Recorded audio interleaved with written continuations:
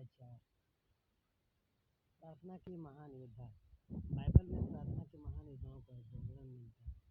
इन सबने अपने जीवन में प्रार्थना को महत्वपूर्ण स्थान दिया। यद्यपि उनके पास दुनियावी जिम्मेवारियां थी, फिर भी उन्होंने निकलकर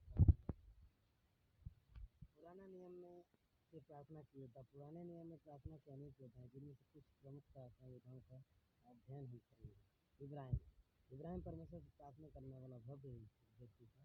उसने व्यक्तिगत प्रार्थना के साथ मध्यस्थता की प्रार्थना भी की थी। व्यक्तिगत प्रार्थना इब्राहिम ने बेतेल में यहोवा की प्रार्थना की। उत्पत्ति 13।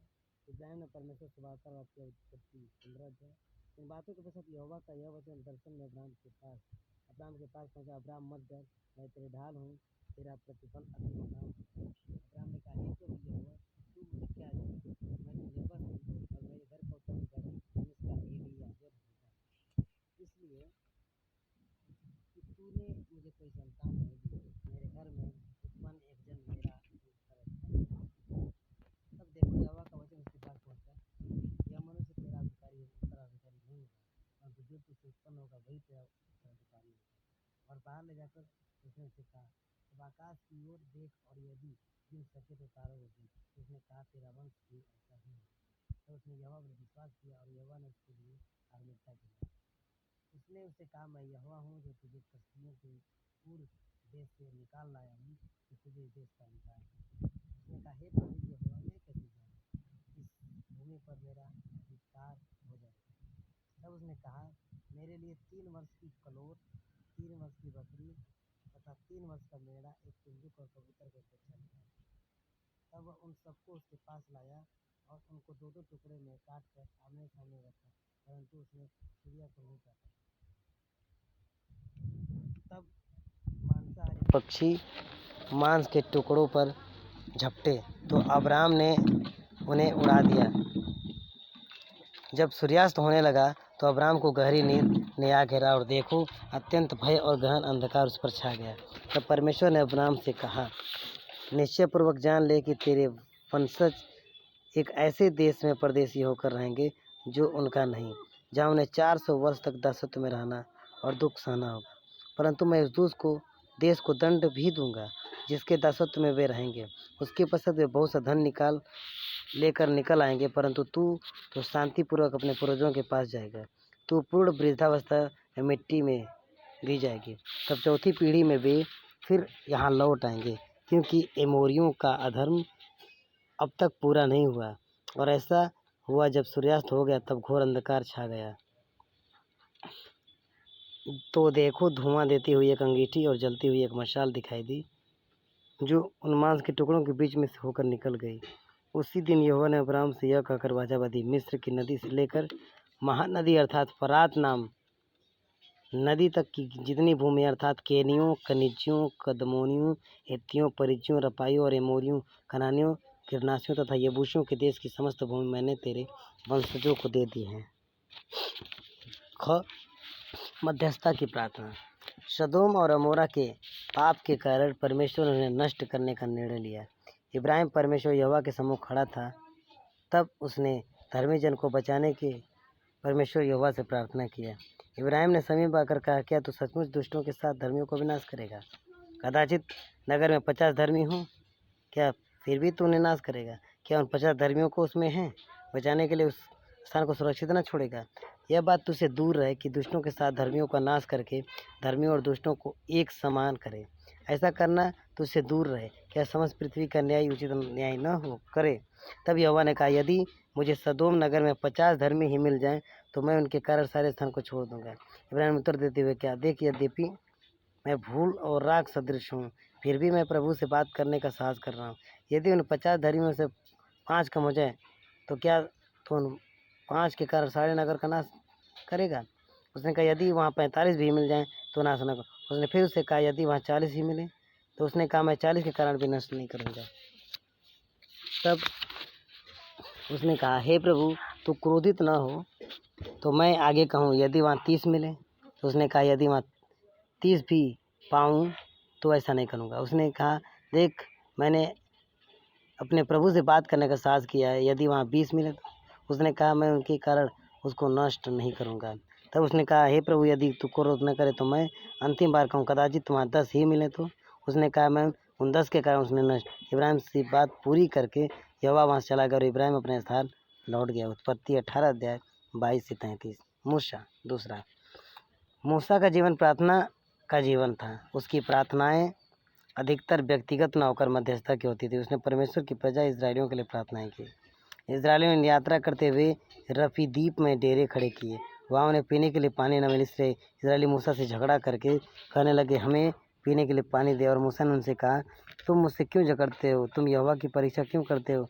परंतु वहाँ उन लोगों को प्यास लगी और उन्होंने मूसा के विरुद्ध कुड़कुड़ाते हुए कहा, तू हमें बाल बच्चों और पशु समेत प्यासा मार डालने के लिए मिस्र से क्यों ले आया? तब मूसा ने यहोवा की दुहाई दी और कहा, मैं लोगों से क्या करूं? ये सब तो मेरा पथराव करने को ही तैयार हैं। तब यहोवा ने मूसा से कहा, इस्राएल के वृद्ध लोगों में से कुछ को अपने साथ ले और जिस लाठी से तूने नील नदी को मारा था उसे अपने हाथ में लेकर इन लोगों के आगे बढ़ जा। देख, मैं तेरे सामने होरेब पहाड़ पर खड़ा होऊंगा और तू चट्टान पर मारना और उसमें से पानी निकलेगा जिससे कि लोग पिएं। निर्गमन 17 का 1 से 6। फिर वे लोग यहोवा के सुनते कुड़कुड़ाने लगे और जब यहोवा ने यह सुना तब उसका क्रोध भड़क उठा और यहोवा की आग उनके बीच जल उठी और छावनी के को किनारे किनारे भस्म करने लगे। तब लोगों ने मूसा चिल्लाकर विनती की और मूसा ने यहोवा से प्रार्थना की और आग बुझ गई और उस स्थान का नाम तबेरा पड़ा, क्योंकि यहोवा की आग उन पर जल उठी थी।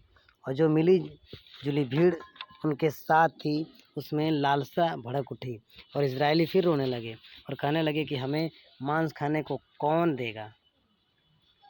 हमें मिस्र की वे मछलियाँ याद है जो हम मुफ्त में खाया करते थे, और खीरे और तरबूज और गंदने और प्याज और लहसुन भी। परंतु अब तो हमारा जी उब गया है। मन्ना के सिवाय हमें यहाँ और कुछ दिखाई नहीं देता। मन्ना तो धनिया के बीज के समान था और उसका रूप तो मोती के समान। लोग इधर उधर जाकर उसे बटोरते और चक्की में पीसते थे अथवा ओखली में कूट कर तसले में उबालते और रोटियां बनाते थे। उसका स्वाद तेल में तली हुई रोटी के समान था।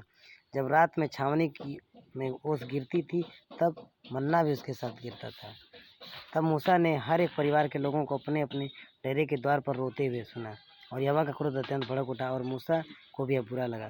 तब मूसा ने यहोवा से कहा, तू अपने दास पर क्यों इतना कठोर हो गया है? मैंने तेरी दृष्टि में क्यों अनुग्रह नहीं पाया जो तूने इस सारी प्रजा का बोझ मुझ पर लाद दिया है? क्या ये मेरे गर्भ में थे? क्या मैं ही ने उनको उत्पन्न किया? जो तू कहता है कि जैसे धाय दूध पीते बालक को अपने गोद में लेकर उस देश में पहुंचाऊं जिसे देने की शपथ तूने अपने उनके पूर्वजों से खाई है। इन सब लोगों को खिलाने के लिए मुझे इतना मांस कहाँ से मिलेगा? क्योंकि वे मेरे समक्ष रो रो कर कहते हैं, हमें मांस खाने को दे। मैं अकेला इन सब लोगों को नहीं संभाल सकता, क्योंकि ये बोझ मेरे लिए बहुत भारी है। यदि तू मुझसे ऐसा ही व्यवहार करना चाहता है और यदि तेरा अनुग्रह मुझ पर हो तो मुझे शीघ्र ही मार डाल, जिससे मैं अपनी दुर्दशा देख न पाऊँ। तब यहोवा ने मूसा से कहा, इस्राएली प्राचीनों में से मेरे लिए 70 पुरुष, जिनको तू जानता है कि वे प्रजा के प्राचीन और रघु इकट्ठा कर और उन्हें मिलाप वाले तंबू के पास ले आ और वे तेरे साथ खड़े हों। तब मैं उतर कर वहाँ से बात करूँगा और जो आत्मा तुझ में है उसमें से कुछ लेकर मैं उनमें डाल दूँगा और वे तेरे साथ लोगों का बोझ उठाएंगे, जिसे तू अकेले ही उठाना ना पड़े।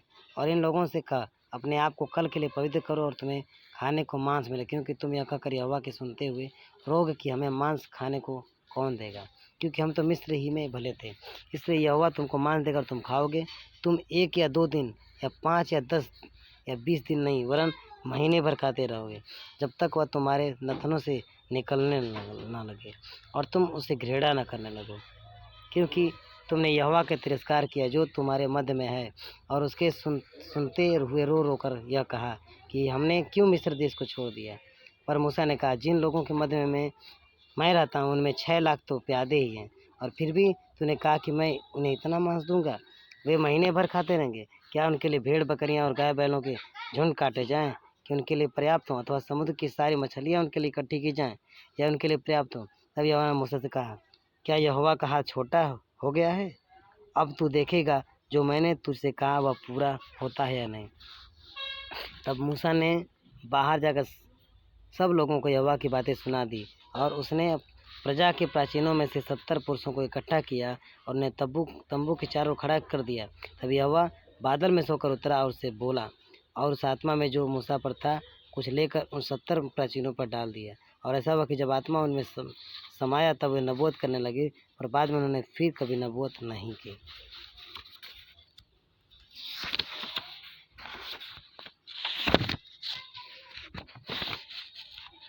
उसके बाद अभी मूसा के जीवन में परमेश्वर ने जो जो काम किए वहाँ पे प्रार्थना के बारे में दिखाता है। फिर दानियल के जीवन की तरफ दिखाता है। दानियल भी व्यक्तिगत प्रार्थना करता है, फिर अपने लोगों के लिए भी प्रार्थना करता है। उसके बाद नहम्याह के बारे में दिखाता है। प्रार्थना के योद्धा नहम्याह भी प्रार्थना करता है, रो कर गिड़गिड़ा कर। और नया नियम में यीशु मसीह आता है जो प्रार्थना करता है, अपनी निजी प्रार्थना करता है। मत्ती 26 का 36 से 44 तक। फिर मध्यता की प्रार्थना यूहन्ना 16 अध्याय। उसके बाद प्रार्थना की शिक्षा मत्ती 6 का 8 से 9 से 13। उसके बाद जो है स्तिफनुस जो कहता है कि हे प्रभु यीशु, मेरी आत्मा को ग्रहण कर, प्रभु यह पाप उन पर मत लगा। प्रेरितों 7 का 59 से 60। तो ये प्रार्थना के बारे में था, प्रार्थना के आत्मिक योद्धा। Praise the Lord. जय मसीह की।